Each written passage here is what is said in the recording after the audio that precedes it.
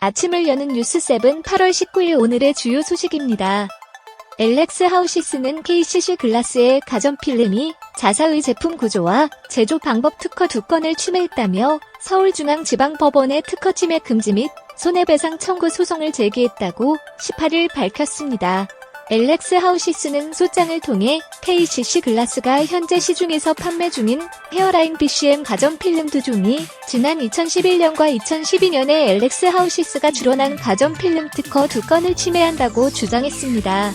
LX 하우시스 측은 프리미엄 가전제품의 시장 확대로 고급 소재의 느낌을 구현하는 가전필름에 대한 니즈가 급증하며 관련 기술 카피 및 모방 제품들이 많이 늘어나고 있다며 지적재산권 보호 차원에서 필요한 법적 조치를 지속적으로 취할 것이라고 밝혔습니다. 하지만 KCC 글라스는 LX 하우시스의 특허를 침해하지 않았다며 적극 대응하겠다는 입장입니다.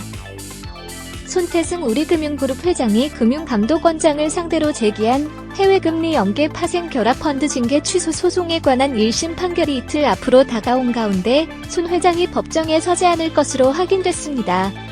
선고기일에는 소송 대리인이 참석할 예정으로 해당 펀드 사태를 둘러싼 첫 재판을 앞둔 우리은행과 금감원 양측 간의 팽팽한 긴장감이 흐르고 있습니다. 18일 금융권과 법조계 등에 따르면 원고인 손 회장과 정채봉 전 우리은행 부행장이 피고인 금감원장을 대상으로 제기한 문책경고 등 취소 청구 소송 1심이 오는 20일 서울행정법원 행정11부에서 열릴 예정입니다. 당일 법정에는 손 회장과 금감원장 본인이 아닌 원고와 피고 측 대리인들이 각각 출석할 것으로 파악됐습니다. 1심 판결이 임박한 가운데 양측 모두 물러설 수 없다는 입장입니다. 1심 판결이 어떻게 나오든 항소가 이어질 것이라는 예상에서입니다. 다만 양측은 1심 선고 이후 즉시 항소에 나설지 여부에 대해서는 신중한 모습을 보이고 있습니다. 앞서 손 회장 측과 금감원장 측 변론은 지난 6월 25일부로 종결된 상태입니다. 이로써 지난해 3월 손 회장 측이 해당 소송을 제기한 이후 그간 코로나19 사태 여파로 수차례 변론기일이 연기되면서 수년된 1심 판결에 전 금융권의 관심이 집중되고 있습니다. 카카오뱅크가 주가 상승세를 이어가며 시가총액 상위 10위를 꿰찼습니다. 시총 43조 원을 돌파하면서 카뱅은 현대자동차를 턱 밑까지 추격하고 있는 모습입니다.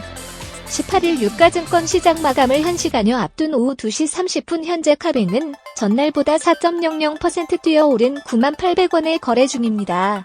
이에 따라 카뱅 시총은 43조 1,866억 원으로 코스피 시총 순위는 우선주를 제외하고 10위를 기록 중입니다. 8위 현대차의 45조 1,908억 원과 비교해도 약 2조 원 차이로 따라붙었습니다. 전날 카뱅은 상반기 당기순이익이 1,159억 원을 기록해 작년 상반기에 453억 원보다 156.2% 증가했다고 밝혔습니다. 2분기 순이익은 693억 원으로 작년 동기 대비 158.7% 늘었습니다. 이로써 카뱅은 작년 연간 순이익 1,136억 원을 반년 만에 넘어섰습니다. 무제한 20% 할인을 내세웠다가 돌연 판매 중단을 선언해 대규모 피해를 유발한 머지포인트 사태와 관련해 한국은행이 조속한 전자금융거래법 개정을 촉구하고 나섰습니다. 더 견고한 소비자 보호 체계를 확립해야 한다는 취지로 한은은 선불 충전금 보호를 위한 장치가 시급하다고 강조했습니다. 한은은 18일 할인 결제 모바일 플랫폼 머지포인트의 서비스 축소 사태를 두고 낸 입장문에서 지급결제 관련 사항을 제외한 정금법 개정안을 논의함으로써 전자금융거래의 소비자 보호 체계를 시급히 확립해야 한다며 소비자 보호 관련 일부 조항은 더 강화해야 한다고 밝혔습니다. 현재 국회 정무위원회에서 심사 중인 정금법 개정안은 선불 충전금의 외부 예치 의무와 고객의 우선 변제권 신설, 고객별 일일 총 이용 한도 신설 같은 소비자 보호 장치를 담고 있습니다. 한은은 개정안에서 기관 간 이견이 없는 소비자 보호 관련 조항을 우선 논의해야 한다는 입장입니다. 특히 개정안은 선불 충전금 보호를 위해 송금액 100%, 결제액의 50%를 외부 금융기관에 의무적으로 예치하도록 명시하고 있습니다. 한은은 이에 대해 결제액 100% 외부 예치를 의무화한 영국, 독일, 중국 등 주요국 사례를 고려해 개정안에서 보호장치를 강화하는 방안을 검토해야 한다고 주장했습니다. 한편 머지포인트 이용자 수는 100만 명에 달하며 매달 300억에서 400억 원 규모가 거래된 것으로 전해져 앞으로도 피해가 눈덩이처럼 불어날 것으로 우려됩니다. 앞으로 배달 앱들이 배달 지연에 따른 책임을 면제받거나 음식업주와의 계약을 일방적으로 해지할 수 없게 됩니다. 또 음식 리뷰 등을 아무런 통지 없이 삭제하는 것도 금지됩니다.